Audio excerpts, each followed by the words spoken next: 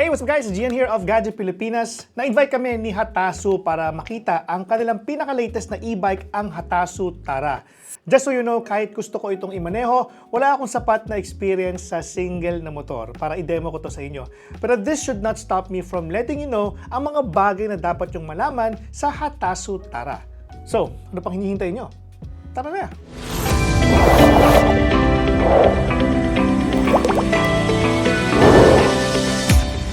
Alam niyo ba na ang Hatasu ay isa sa mga pinakapopular na e-bike brands dito sa Pilipinas? Sila ang gumagawa ng maraming affordable pero high quality na e-bike models tulad ng Haru at Hero na kamakailan lang nagawan ko ng video. Ngayong summer, nilabas nila ang kanilang latest model, ang Tara. Ito ang e-bike na sa tingin ko very interesting para sa mga naghahanap ng bagong motor na pwedeng gamitin sa pangmahabang biyahe. Una sa lahat, tingnan natin ang battery at motor ng Tara. Ito ay naka-equip ng 72 volts at 32 ampere lead-acid battery. Compared sa ibang e-bike models, mas malaki at mas tumatagal ang baterya nito. Kaya nga naman, gaya ng sabi ko kanina, pang malayuan. Tapos may 1,500 watts dynamo motor din ito. Sobrang lakas ito kumpara sa karamihan ng mga e-bikes.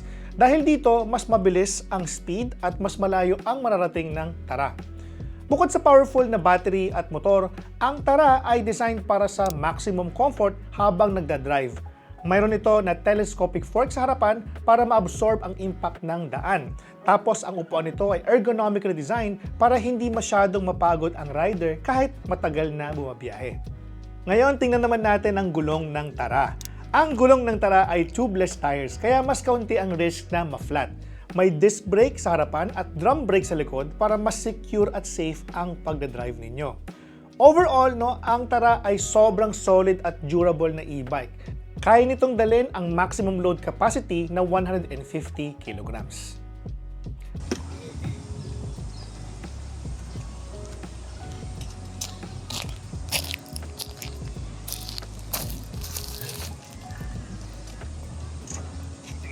Okay guys, so this is our first time riding yung Tara.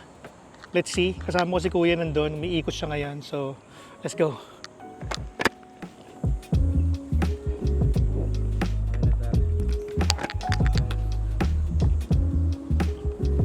Alright.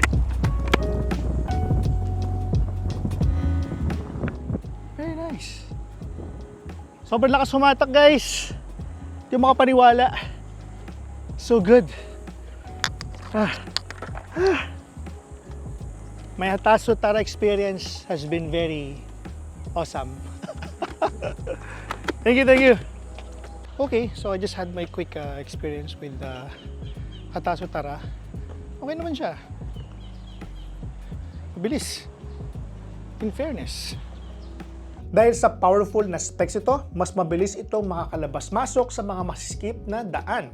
Tapos, hindi na kayo mahihirapan mag-park kasi yung size niya is like a normal scooter like Honda Click at Yamaha models. Pero isang paalala lang, maging maingat at huwag maging problema sa daan. Be a responsible driver no matter which type of vehicle ang inyong minamaneho. Pangalawa, sobrang tipid sa gastos. Isang full charge lang ng Tara ay aabot ng around 60 to 70 kilometers na range. Depende yan kung may karga ka.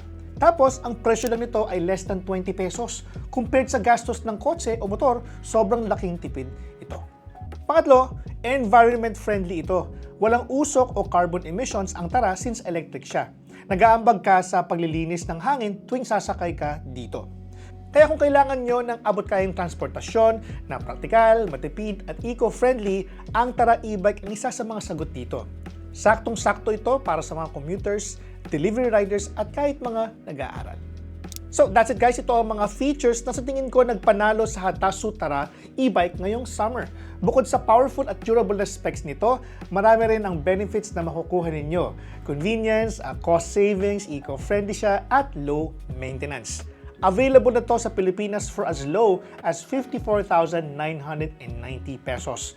Kung interesado kayo, check out their Hatasummer Fest 2024 this May.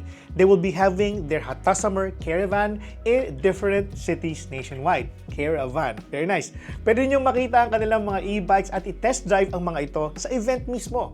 Bukod dyan, may paraffle pa si Hatasu. All you have to do is purchase any of their bikes to enter the raffle promo.